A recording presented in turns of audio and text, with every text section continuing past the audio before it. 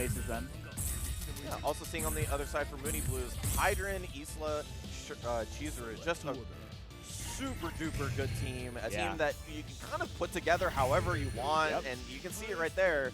Hydran going point. Usually we're kind of seeing a lot of the top level players put Hydran on anchor, super solid character, but because of that solidness in his hit, you can definitely put him first, try to have him get you a really strong lead, and might be the game plan to work with here. Yeah, I mean, if he gets the combo into that, you know, the command grab, he gets like a really ambiguous setup, a safe jump off of it, and it's just like, it's such a pain to block, and like, you know, you don't have meter to get rid of that character quickly, so it just feels really bad to get mixed up over and over by this character. Yeah, and on top of which, you're playing against a character that has 1,000+ health, right? Because he's constantly stealing it. True. So you're playing a solid character that has 1,000+ health and has great ways to set up his own Oki. Like it can be tough for sure.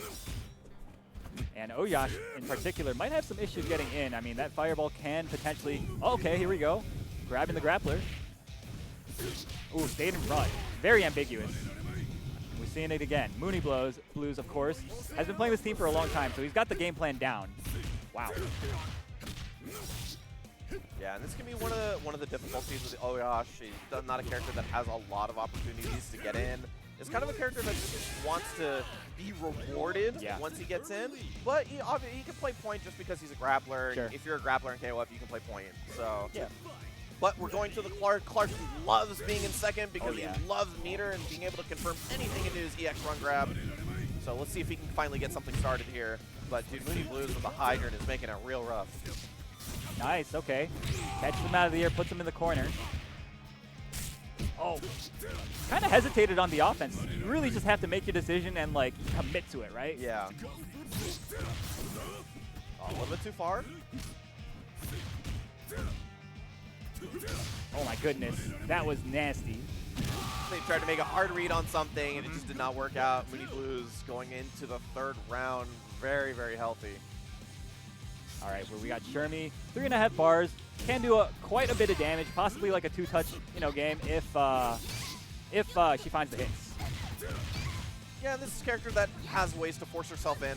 So if you're feeling like it's been difficult to kind of get in on Moony Blues, there's ways that Shermie can, you know, just kind of force the interaction. Right. But Moony, of course, playing, you know, to his outs, stopping a lot of these approaches with relative ease, it looks like.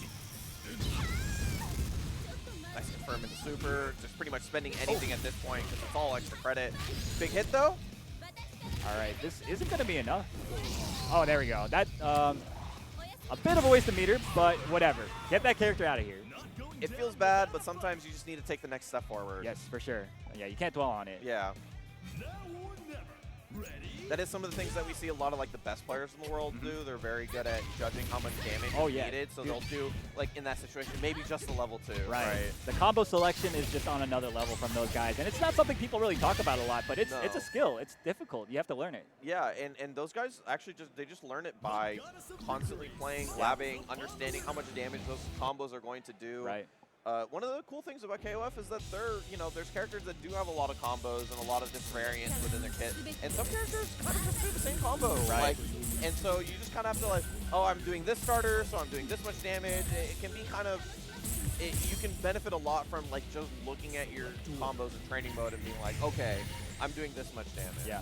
It's one of the best things that actually helped my improvement in games is actually being like, okay, if I'm underneath 600 damage or 600 health on the opponent and I have 3 bars, I can pretty much max kill anybody, right? And when you do that, it opens up a lot in your brain. Yeah. Like, you just like, you can think about more stuff, right? Yeah, your game plan changes because you're no longer looking at the game at the same playing field it did before, right? Yeah.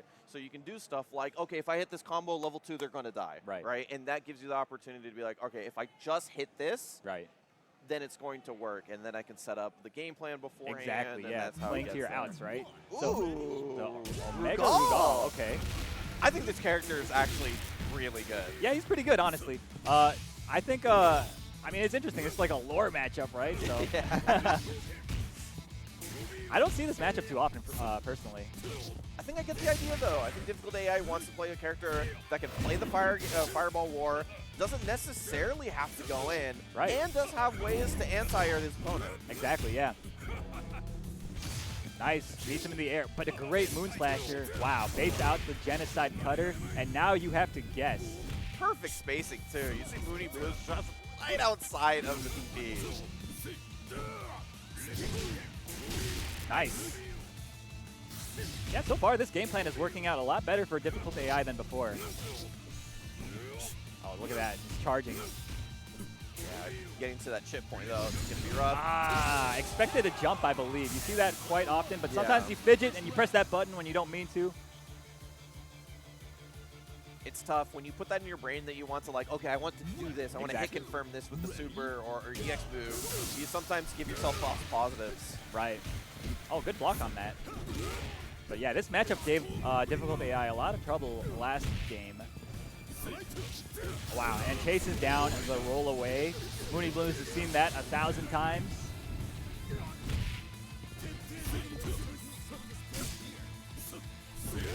Wow.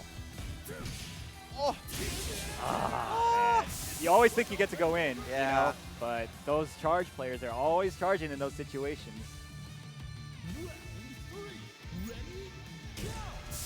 Pretty similar situation last time, although felt like, man, Regal almost had the job done, and Moony Blues has just been on a tear since. He's gotten so much health back by just cleaning these rounds up. Very nice. Yeah, absolutely. Oh, nice.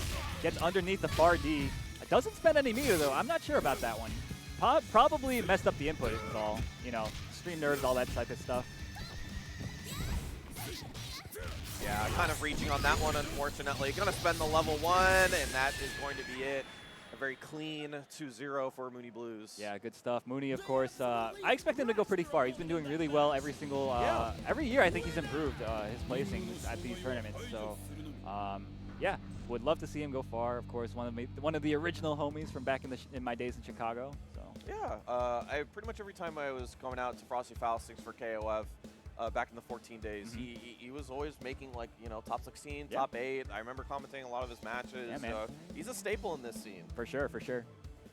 Yeah, I mean, like, the Chicago scene, like, I say this all the time, but, like, I feel like people don't really know how good, like, the Chicago scene is one of the, like, hubs of KOF, I think, in the country. Yeah. So, no surprise to see these guys doing well, and personally, I hope to see it continue.